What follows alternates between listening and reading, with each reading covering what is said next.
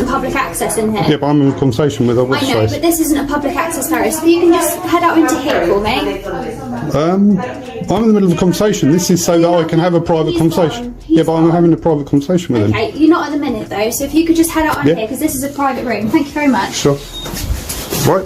What's your name again, sorry? As I said, Tony. Tony and Lucy, was it? Yeah. Right. Correct. And you're 8013. 7536. And you want to know how I managed to get through there? Yeah. Why are you so curious about that? See, are you not going to tell us? I mean, Area. ultimately we can look at the cameras. If you can tell us, that would just be quicker for everyone involved, wouldn't it? Well, I don't see what I need to tell you. Okay, well, we'll wait on it.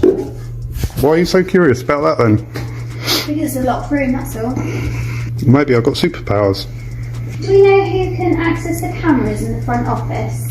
Staff, I don't know. Based on the officer's reaction, you'd think Brett had breached a high-security vault. In reality, all he did was walk through a closed door that wasn't locked and had no warning signs on it. In both policing and property law, those details matter that if there's no barrier, no signage, and no instruction telling someone to stay out, a reasonable member of the public has no way of knowing the space is restricted.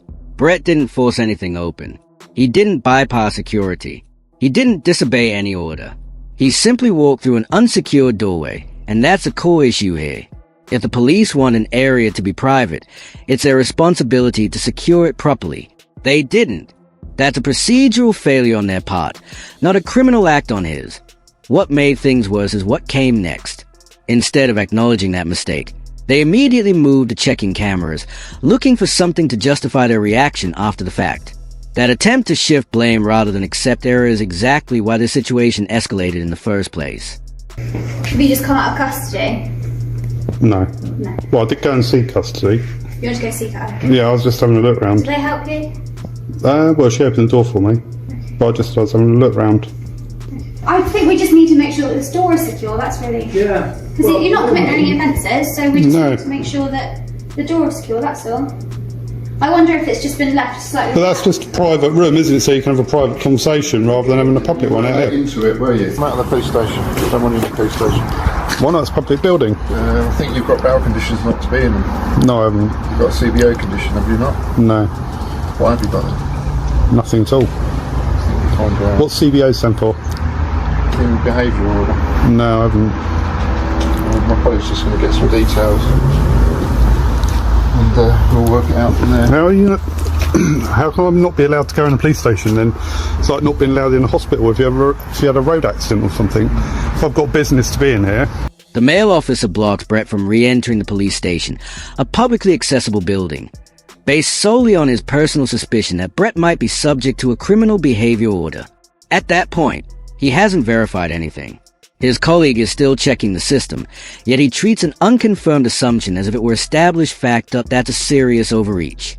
You don't deny someone access to a public service or public building based on a hunch, especially when that person is clearly explaining that they are waiting to speak to an officer they were already dealing with moments earlier, that a criminal behavior order isn't a casual label. It's a court-imposed restriction following a conviction, carrying strict legal consequences that can severely limit where someone is allowed to go and what they are allowed to do. You don't suspect someone into having one. You either know for certain, or you don't. And when you get that wrong, the consequences are serious, because you're no longer managing risk. You're unlawfully restricting the rights of someone who, at that moment, is legally no different from any other member of the public. Business to be in there. Well, I have got business to be in there. What's your business? I'm inquiring and following up about an illegal arrest. Oh yeah? Yeah. Okay, well that remains to be seen, doesn't it? What, as to whether it was illegal or not? You know my name, do you? Yeah. Because obviously that gentleman in there, who's very polite actually and very helpful,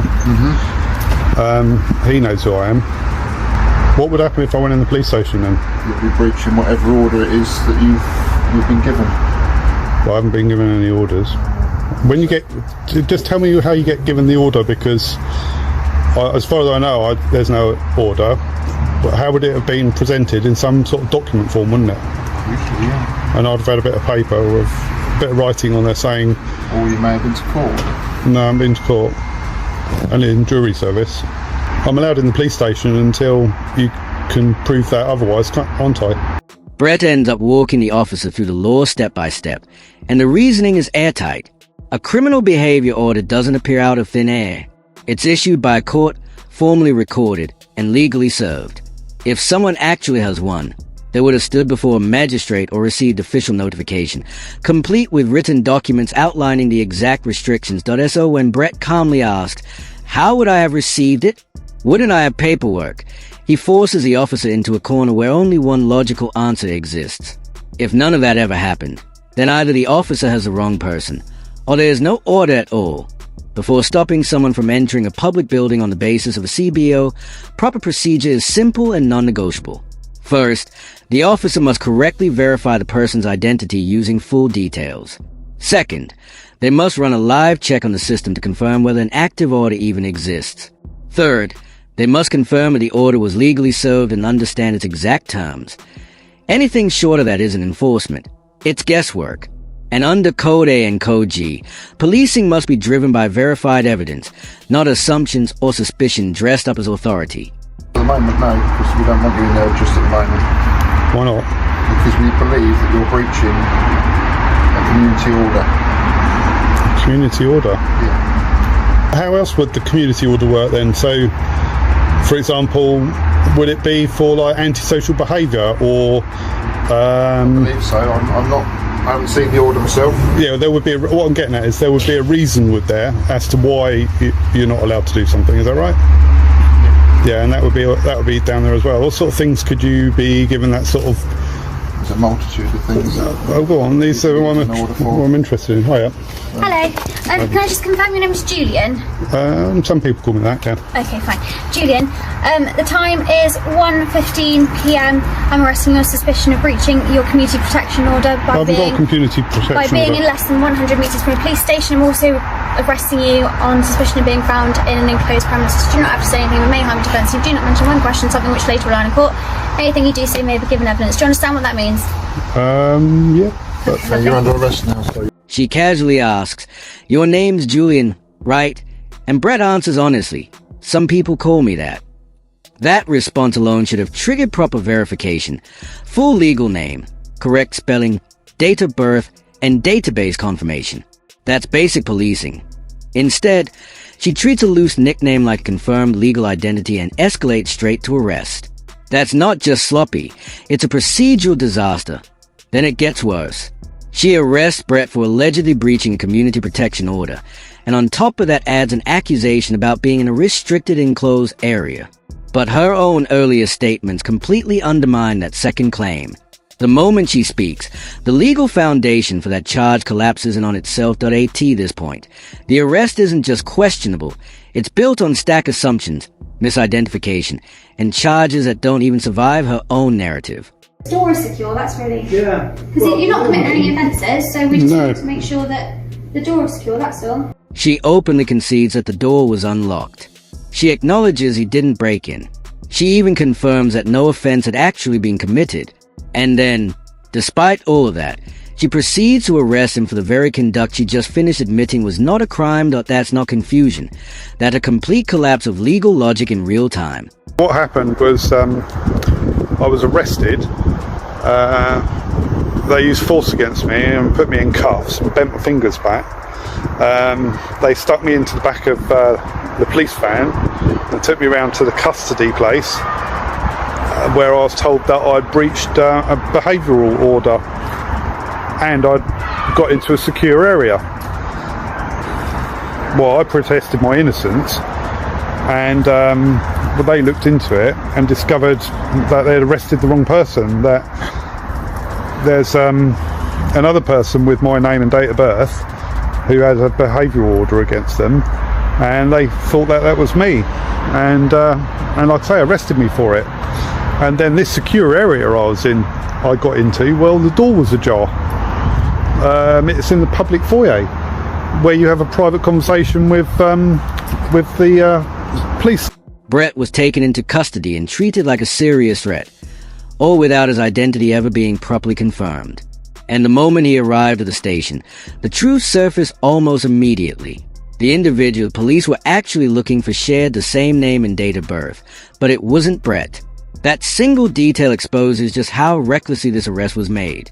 No proper verification, no safeguards, no basic confirmation before taking a man's liberty. Then comes the final collapse of their case. They claim Brett had entered a secure area. But even inside custody, officers were forced to admit what Brett had said from the very beginning. The door was never locked. It was only slightly open. And worse for their narrative, the room turned out to be a designated public privacy space, specifically intended for members of the public to speak confidentially with police staff. Be why the time custody officers established that Brett had done absolutely nothing wrong. The damage was already irreversible. An unlawful arrest, physical pain from unnecessary handcuffing, and a complete breakdown of professional standards from the first interaction to the last. Station there. I had legitimate reason to be in there. I wanted to talk to them about the previous case. Guys in the custody suite, to be fair, are nice guys. Big up Graham in the custody. But they released me, saying they'd checked the CCTV footage and seen that the door was ajar, and I just pushed the door open and went in. So it wasn't a secure area. So that's that, really. Pretty shocking to get arrested, though, for that, isn't it?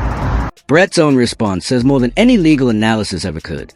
When someone asked how, with all the technology available today, police could still arrest the wrong person inside their own station, Brett answered with one brutal figure: over £7,000 in compensation, and more than £20,000 once legal fees were included.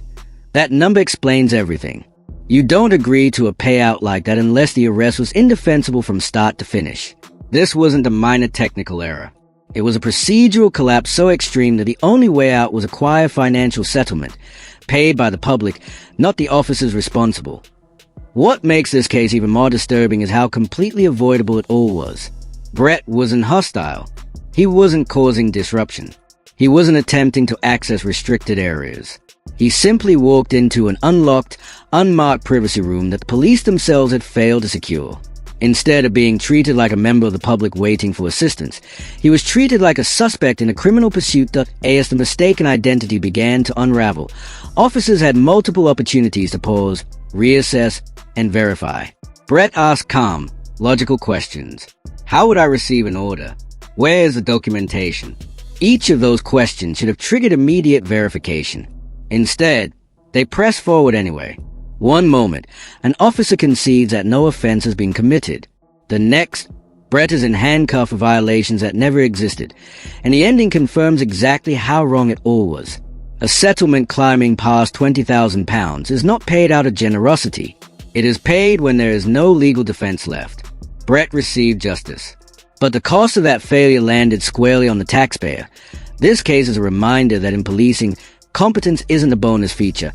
It's a basic requirement. That's it for today's breakdown.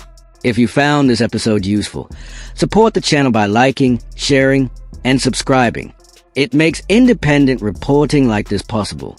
You'll also find Brett Chamberlain's channel linked below. Go show him some support.